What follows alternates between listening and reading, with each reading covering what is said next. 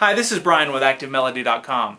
Well, for this week's guitar lesson, we're going to go back to a standard classic 12-bar blues composition. It's been a while. I was looking through the archives on Active Melody and I realized it's been a while since I've created one of these. And these are always super popular. So I wanted to do something that works on an acoustic or electric guitar. So no matter what guitar you've got at home, you can grab it and follow along. And I'm going to explain where all of the notes come from. That's really the benefit of this. So you're not just memorizing a composition, you're also understanding why the notes work so that you can start to use these licks when you improvise or write your own music. And this also has the added benefit of you have a standalone composition at the end of it. So while you're learning and practicing, you've got this little composition that you can play for other people. So it kind of kills two birds with one stone. So I've got this lesson split into two parts. In this video, we'll take a look at the first half. If you'd like to watch the second half and download the tablature for this and access the on-screen tab viewer, which is interactive, you can loop it and slow it down and all of that. You can get all of those things by going to ActiveMelody.com, go to the weekly lessons page, and do a search for EP288. Alright, so this blues composition is played in the key of E. It's just a standard blues shuffle, and it's a call and response style. And so this is one of my favorite ways of playing when I'm playing solo guitar like this, because you do a call and then a response to that. And you can go back and forth and play really two parts. You're playing the lead as the call and then the response is the rhythm. And that's what allows you to do that. So I'll explain more as we get into it, but just kind of know that's where we're going with this. Now the one thing I'm going to assume that you know how to do is this blues rhythm. The old blues shuffle rhythm. That's been done, that's probably the thing you need to know on guitar if you're interested in playing blues, because it's so prominent. I've covered it in a lot of lessons and I don't want to beat this one point up. So if you want to know how to do this, if you don't know how to do it, you can check out EP286. It was a lesson I did a few weeks ago where I did a rock rhythm thing. It's the same thing though. It's the exact same technique. So that's what it looks like. So I'm going to assume you know how to do that. That's the only thing I'm going to assume though. The rest of this we're going to break down. Now the other thing you need to know is the minor pentatonic scale. We're going to be playing, actually we're going to be playing in the minor and the major pentatonic scale and kind of mixing those two scales. But the first thing that I think about when I'm playing in the key of E in this song or in a composition like this is I think about pattern 1 of the minor pentatonic scale, which is right here. That's what pattern 1 looks like if we're playing in the key of E. Now I go through all 5 patterns in the blues lead course, which you'll have access to as a premium member. But we're going to be in pattern 1, and there's this little sweet spot where the major pentatonic scale pattern 2 crosses over the minor pentatonic scale pattern 1. It sounds confusing, but if you want clarity on that, check out lesson EP130, I believe. That's where I go into detail on that sweet spot where those two scales overlap. And that's where we're going to be doing a lot of this stuff. It's kind of, we'll touch on a few major pentatonic scale notes. Most of it will be minor pentatonic. But the very first thing that I played, this note, actually the very first note is the open B string, or the open second string. Then I play the 2nd fret 2nd string. Now that note will be in the major pentatonic scale. So for those of you that are saying that that's not in the minor pentatonic scale, you're correct. That's in the major. So that one note is major. But then we slide up to this note. See how it sounds already different? It sounds more bluesy just by sliding up to here. And that's because that note lies in the minor pentatonic scale. So that would be the 3rd fret 2nd string. Now while that note is ringing out, we're going to come down and do the blues shuffle. That's the first thing you're going to do. So while that note's ringing out, you can come down and hit the open E string, or that open 6th string, and then take your hand off and complete the rest of that shuffle. It's a little bit of a sleight of hand thing, but that's how you do it. It looks like that. So just remember, while that one note is ringing out, you can come down and hit that open string, and then take your hand off the fretboard and play the rest of that shuffle. So that's the first little part. That's the first call, and then there's your response. Now, the response is not just the shuffle. There's also a place where I go to the A chord or the 4 chord, like that. The 4 chord, and then back to the E chord. And when I play the E chord, I take my index finger off and I hammer it on. That'd be going on to the 1st fret, 3rd string. Now that's a rhythm technique that I picked up years ago. I don't even remember who from, but I use that all the time. So when I'm playing a blues shuffle now, and this would be a sidebar, a little takeaway, is when you're playing a blues shuffle rhythm, it gives you a little bit of variety in there. And so I'm gonna keep going back to that rhythm style.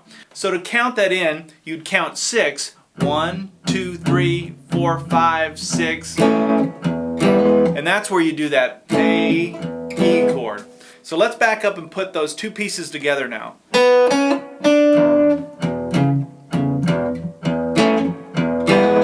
Now after that, I played another blues lick here, another lead part or another call that goes, and then we go back into the rhythm. So look at that. Now what I'm doing is I'm basically playing the same notes that I started with. I've got my middle finger here on the 2nd fret, 2nd string, and I'm sliding up to the 3rd fret again, but I'm also playing that open 1 string with it. So I'm hitting both strings with a downstroke with the right hand like this. And then I come back down and I play those 2 strings by themselves, 1 and 2, open. Now that should make sense as to why that works though, because it's that minor pentatonic scale, pattern 1. And then we play. Now this is going into pattern 2 of the minor pentatonic scale for E. So pattern 2 is right there. So I can go and slide into that. Now that's an awesome takeaway lick if you're not familiar with playing blues, especially when you're talking about in the key of E, all this 1st position stuff. It works really nice down here to slide into that pattern 2. Now that's got my middle finger going up to the 4th fret 3rd string, index finger goes down on the 3rd fret 2nd string, and then we slide back down to the 2nd fret, and then I do a hammer on. So that's the open 3rd string and a hammer on. And why that note? Well, that note is in the E chord, so you're just thinking about making the E chord there. That's also in the major pentatonic scale, pattern 2, and that's where they overlap there. But that lick, again, goes like this.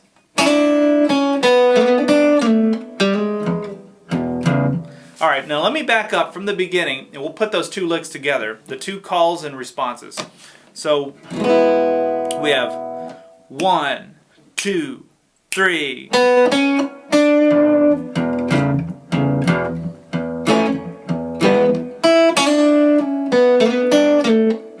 Back to the same rhythm. There's the 1, 2, 3, 4, 5, 6 A chord, open 6th string, and then we hammer on to the E chord again. And then I played to get us to the 4 chord, the A chord. Now what I'm doing there is I'm playing this awesome blues lick that's using both the minor and the major pentatonic scale. So it's starting in the minor, which would be the 3rd fret 1st string, and I use my ring finger for that. Then I play the open, now I'm pushing it a little bit sharp too. Then I play the open 1st string, and middle finger goes down on the 2nd fret 2nd string. So you have. Now with the right hand, I'm picking it like this. Down, up, down, down, up, down. Now I did 2 of those. And then I slid up here to the 5th fret 1st string. And again, this is just pattern 2 of the minor pentatonic scale for E. And then resolved on the 3rd fret 1st string. So all together. Now while that note is ringing out, I can come down here and play the open 5th string, or the A note. And this is why you see so many blues songs that are played in either the key of E or in the key of A, is because you have these open strings. If I was playing this in the key of G, that would be a lot more difficult to make it sound so fluid. But since I've got that as an open string, I can play that note, and then while that's ringing out, I can take my hand off the fretboard and come down here and play the A blues shuffle. The A blues shuffle is exactly the same thing as we did for the E. The only difference is now we're playing it on the 5th and 4th string, like that. Okay? So let's back up now from the beginning and play it up to that point.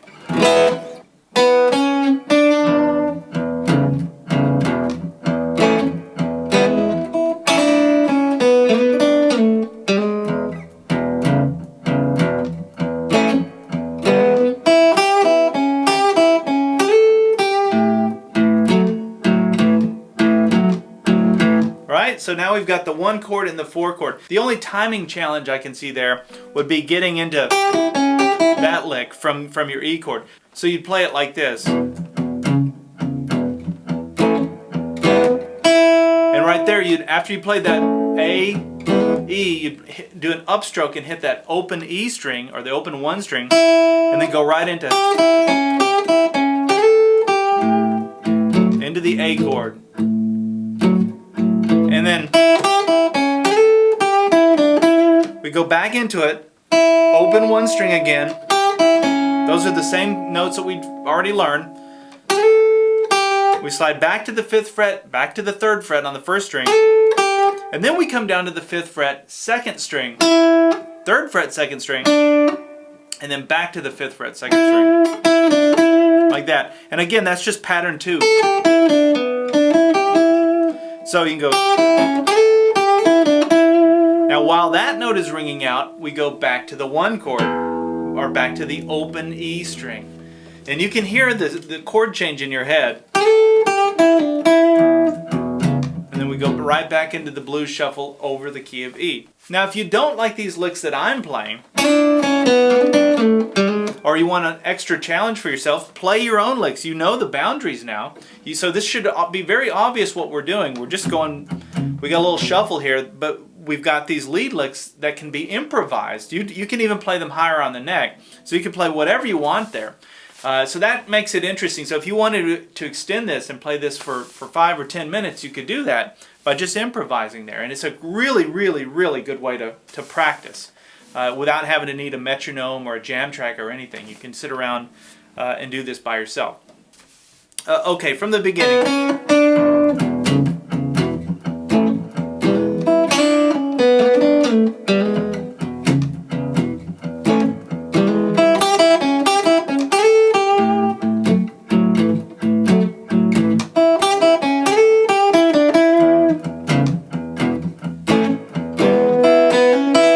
So that's the only change there. So after we go back to the E, we go to the A chord again, build the E, I do an upstroke on the 1 string, and then watch this. Now I kept the E chord down here with my left hand, but I used my pinky on the 3rd fret, 2nd string to hammer on that note. And then I do another upstroke on the open 1 string, so it goes. Alright, so let's back up and I'll play that from the 1 chord. So it sounds like this. And then I play. Now that's over the 5 chord. That's where the song goes to the B chord. I love that lick. It's so cool. So this would be another takeaway. Maybe this will be a new lick for you that you've never played. Now where is that? It sounds different. And what's happening is we're staying in the key of the song except for this one spot. So when we come to the 5 chord, I'm actually switching scales to play the minor pentatonic scale for the 5 chord. Now the 5 chord is a B chord when you're playing in the key of E.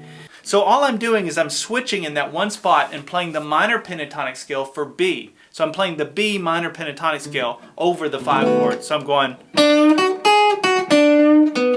That's why that works. So pattern 4 would be right there. There'd be pattern 5. Pattern 1 would be.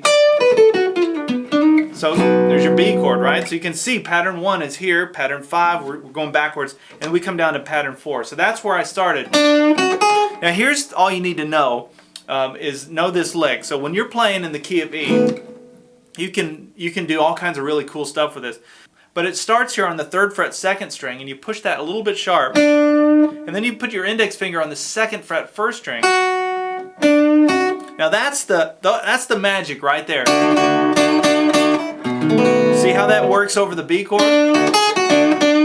So if you're ever playing now in the key of E and you come to that 5 chord, you can do all kinds of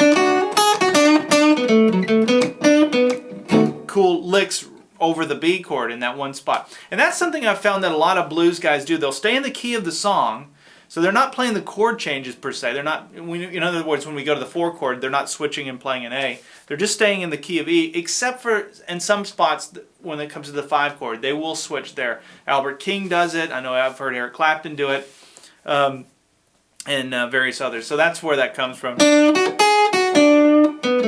So 3rd fret, 2nd string. We come to that 2nd fret, 1st string, and then I played 4th fret, 1st string.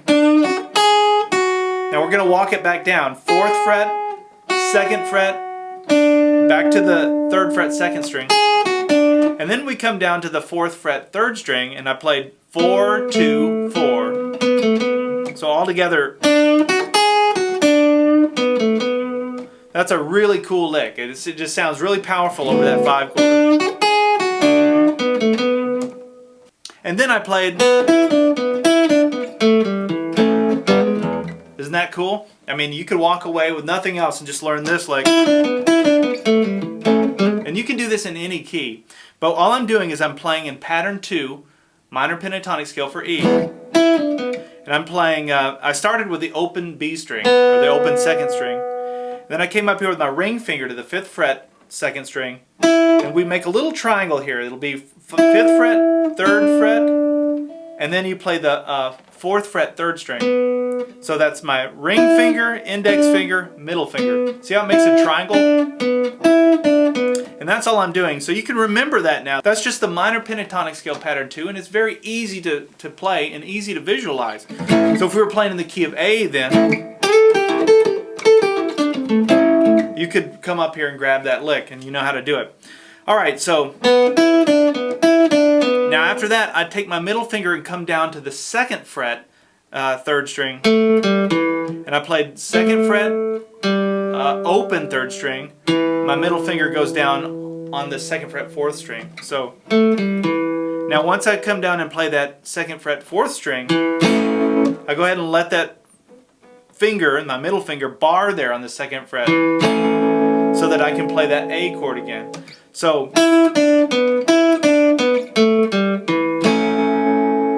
and then played back to the E, do that hammer on again.